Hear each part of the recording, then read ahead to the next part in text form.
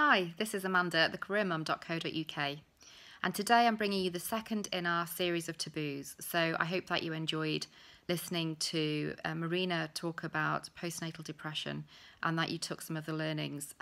You can find that on our Career Mum channel on YouTube. Today we're bringing you the menopause, so stop. If you're thinking about turning off, please don't. Please spare 5 minutes to listen to this really important message. Jayne shares some really good tips and techniques, and why I believe it's important to you. We have an ageing population, an ageing workforce. This is very relevant to all of us. If we might not be affected ourselves, there will be those around us who are affected, and we need to offer our support. So there are some good tools here for how you can offer support, and there's also some good links and advice in case you are suffering yourself. As always, if you have feedback, please contact me, Amanda at thecareermum.co.uk. Jayne also leaves her details, so don't hesitate to get in touch with her.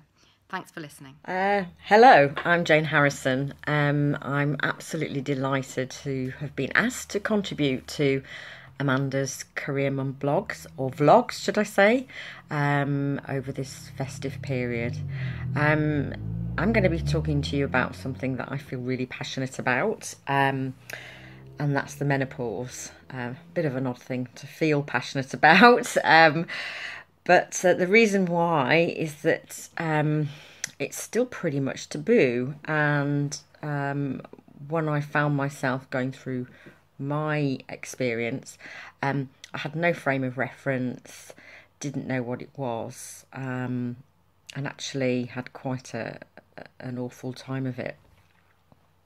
So if by talking about this to you all now helps just one person, then I'll be a very happy bunny. So what is menopause? I guess I'm assuming that everyone knows what that is now. However, I know that's not always the case. So the technical side of things, it means stopping periods. It's as simple as that, really. If only it were that simple. But with that comes a whole raft of physical and emotional and potentially psychological impacts or symptoms. I don't really like the word symptoms for it, actually, because this is a natural life stage. It's not a disease. You know, we're all going to go through this at some point. It will just affect our bodies and our minds for some in a greater or lesser extent. So for me, unfortunately, I was quite unlucky.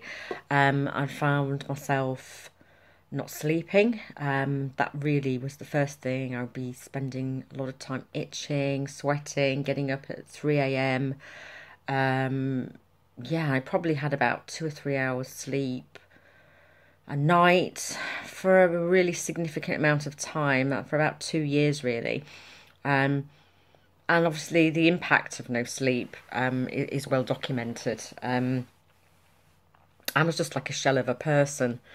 And really it was one of my friends that said, "Oh, you don't think you might be menopausal, do you?"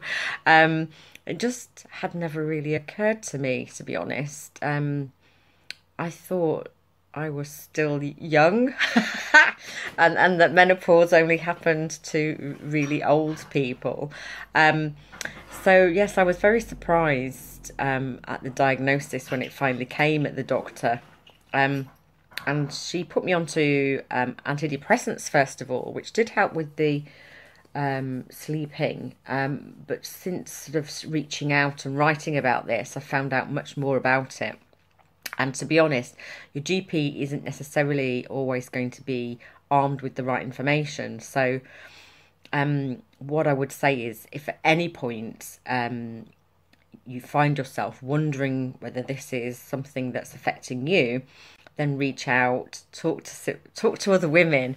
I was lucky enough to, I guess, connect with a menopause therapist and also a menopause doctor, who enabled me really to go back to my own GP armed with the correct information for me.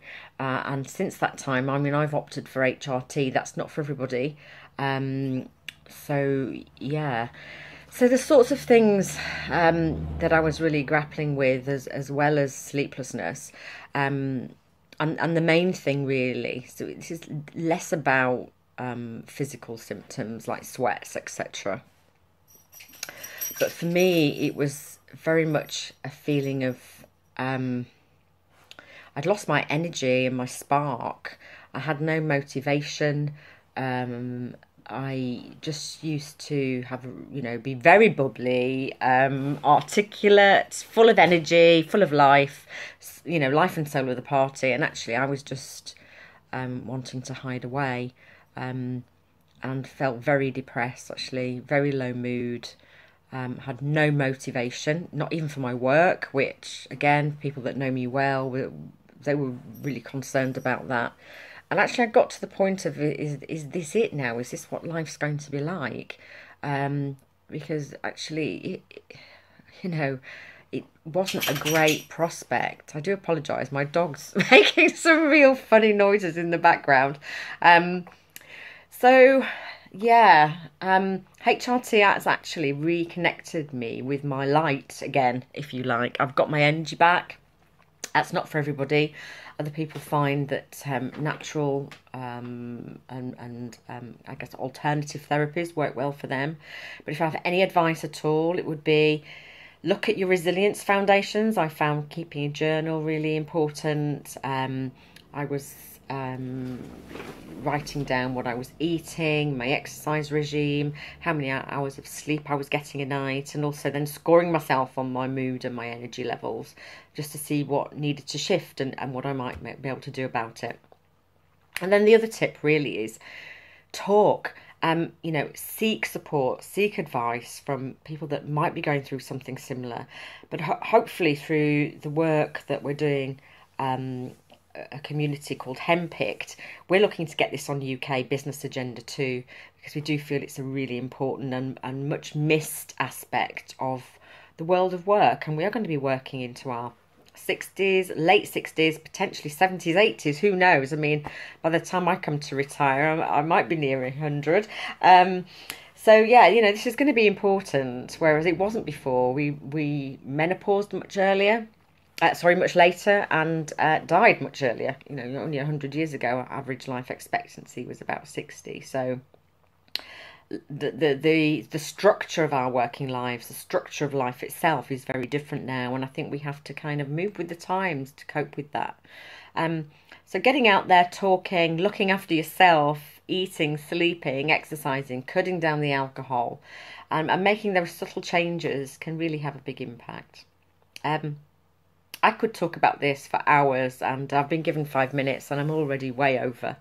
So, if you want to know more, connect with me. Please do. I'm on Twitter at Jayne Harrison 3 or on LinkedIn. Alternatively, please send me an email, jane.harrison@peakpotentialltd.co.uk. It's been nice chatting to you. Bye now.